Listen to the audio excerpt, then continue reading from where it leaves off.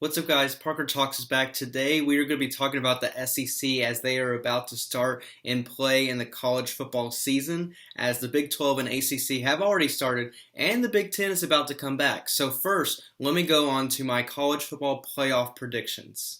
So with my updated playoff rankings with the Big 10 hopefully to return in October of the 22nd or 23rd, I'm going to have Ohio State in there as the Big 10 champion in my playoff. So 1, I have it Clemson, 2, Alabama, 3, Ohio State, and 4, Texas. Trust me that I'm not basing this off of Kirk Herbstreit, even though both of our playoffs were exactly the same. I'm just basing this off of who I believe is going to be in my playoffs. So let's get started for the SEC and my predictions for this football season. So I will be honest, it hasn't felt the same without the SEC playing in this college football season so far, but it's finally happening, and I'm just so excited to see these teams get back and going again. And let me show the standings right now on the screen, and I'm going to just quickly run through the standings. I have in the East, I have Florida as coming out in the East in the SEC at 9-1. At number 2, I have Georgia at 8-2. Tennessee is number 3, 6-4. I have Kentucky at 5-5. The next is South Carolina at 3-7, and then at 6 is Missouri at 3-7, and finally I have Vandy at 0-10. Now going to the West side, I have Alabama coming out of the West in the SEC at 9-1, and then I have at number 2 Auburn at 8-2, Texas A&M at 7-3, LSU is coming in at number 4 at 7-3. I have Ole Miss at number 5 at 2-8, Mississippi State at 6 at 2-8. And Arkansas is in last in the SEC West at 1-9. So I want to reiterate, even though some of these teams don't have the best record, just remember that this is a 10-game conference slate, and not any conference, but the SEC conference. Now, you know how all these teams just beat up on each other every year in the SEC, and now it's just conference play. So it's just going to be even more enhanced on that notion that some teams are just not going to win some games, unfortunately, because they have no non-conference games, because they're always having to play an SEC team every week. So talking about those teams that don't have the best record, I do want to mention a little bit on those teams. I have Vandy at 0-10. Unfortunately, I do not think they can win an SEC game this season. Not just because they're Vandy, but they need some players that they have lost with, to the draft and all that, and they just haven't recruited as well as these other SEC teams. You go to Arkansas, who looks a little better than Vandy, although they haven't been the best team in the past few years. They have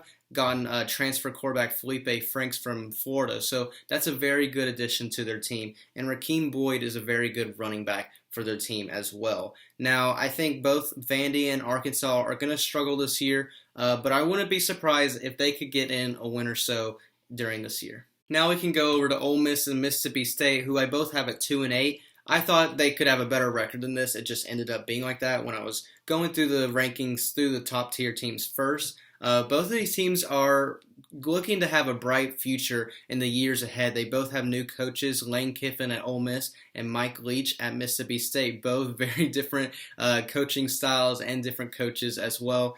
You have Ole Miss, Elijah Moore at receivers, one of the best receivers in the SEC. And then you have Kylan Hill, who's on the first team All-SEC for running backs in the SEC. And they also have transfer KJ Costello, who played from Stanford. We'll see how he does in the SEC. There's been some rumors of some people putting him at the number 1 quarterback position in the SEC.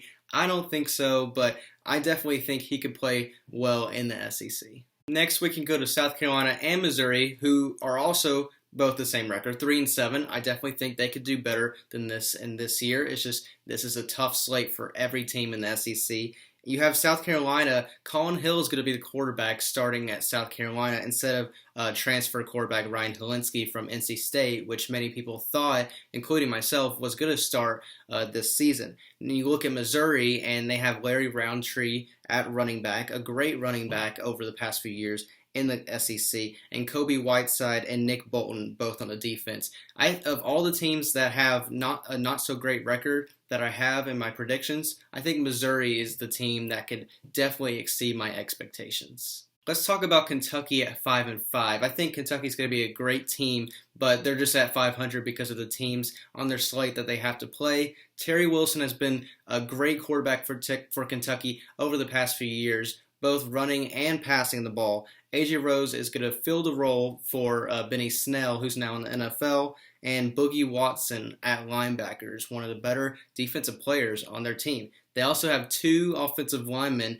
on the first team all SEC, and you can see Kentucky being that team again that can run the ball and pass when it's in key necessary times. Next, let's talk about Tennessee, which I have at 6-4. Yes, Tennessee is my team back there, and they have one of the best offensive linemen, Trey Smith, who's had a rough few years with blood clots, but he's back and playing this year, which is awesome. They have Ty Chandler and Josh Palmer, running back, wide receiver, respectively, both senior years, hoping to have a good year this year as well. At linebacker, they have Henry To'oTo'o, who is a sophomore, who in his freshman year had a great defensive run. The key question for Tennessee is if Jarrett Guarantano at quarterback is going to step up in his role, as he is a senior this year.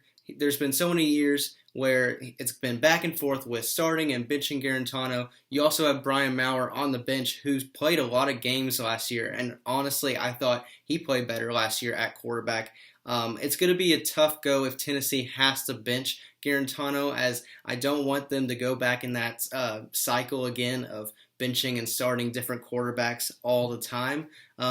But again, Guarantano has a lot of key players that he can give the ball to. Also, I didn't mention Eric Gray is also at running back for Tennessee. He has those key necessary players that Guarantano can give the ball to. He just needs to execute this season.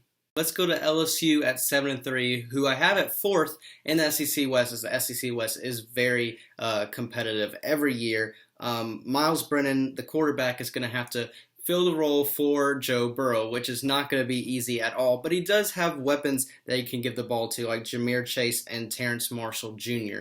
Now, many people have LSU at number 2 in the SEC West. I have them at number 4, but very close. I mean, it's like they could easily be the 2 seed. What I really like about LSU is still their defense. Derek Stingley Jr. at cornerback is one of the best secondary players in all of college football. He's also a great punt returner as well. You also have Jacoby Stevens and Tyler Shelvin, and there's so many players on this LSU roster. That's what LSU does a great job. They have so many different talented players on their team, and they could easily get to the top of the SEC West. I also have Texas A&M at 7-3, which I think is a team in the SEC that can exceed the most expectations that most people have for the SEC in their predictions. You have Kellen Mond at quarterback, who's been a great quarterback over the past few years for Texas A&M in his senior season. He can definitely lead this team to, I think, at like the highest, a 2nd seed in the SEC West. And you also have Isaiah Spiller at running back, also good at catching the ball as well. Jalen Watermeyer is the tight end for Texas A&M. They have a lot of key players on this offense. I've been flipping back and forth between the East and the West, but let's just keep continuing with the West, as I have Auburn at number 2 at 8-2. Now, Bo Nix is going to be in a sophomore season at quarterback. He's been doing a great job so far, at least in his freshman season as quarterback, and he can give the ball to key players like Seth Williams at receiver. But on defense, they got someone named defensive line, Big Cat Bryant. If you got someone named Big Cat Bryant, you're going to do really well that season. And that's one of the big reasons why I have Auburn at number 2. I'm just kidding. But he is actually a great defensive player, and their defense for Auburn is always good. They always show up, and they're always hungry to try to beat those teams like Alabama. But coming in at number 1 for me in the SEC West, I have Alabama at 9-1. I have them losing one game is actually to Auburn, because they're just going to have so many teams on their slate. I don't see a team being undefeated in this slate, but they have so many key players on their offense. Najee Harris is probably going to be a Heisman contender at running back for Alabama. They have two of the best receivers in college football, Devontae Smith and Jalen Waddle. Jalen Waddle is just also very good at kick returner and punt returner, respectively. Mac Jones is going to replace Tua Tagovailoa as he is in the NFL. Mac Jones has played some minutes so far in crunch time for some games, even for a game that Tua was hurt in. He's had some experience, so I'm not worried about Mac Jones being the new quarterback for Alabama. And also, you look at the defense, which the defense always shows up. Dylan Moses, the head of that defense at linebacker, was hurt all of last year with a knee injury, and now he's back and he's ready to go. And also players like LeBrian Ray, and Patrick Surtain on that defense. This Alabama team is always going to be good. They're always good under Nick Saban. They're not going away anytime soon. So I'm looking at them at number 1 in the West. At number 2 in the East, I have the Georgia Bulldogs at 8-2. I think the race between Georgia and Florida in the East will be very close this season, but Georgia has a new starting quarterback, Jamie Newman, who is transferring from Wake Forest. Some people have them at number 1 quarterback in the SEC. I don't know if he's that good, but he is a very solid quarterback for Georgia. They can give the ball to players like George Pickens, who's been a great receiver for Georgia, and Zamir White is going to replace the role that DeAndre Swift played at running back. They also have a great defense as well, like Richard LeCounte and Monty Rice at linebacker. Georgia is going to be up there in the standings for the East, and that game against Florida is going to be one of the games of the year for the SEC.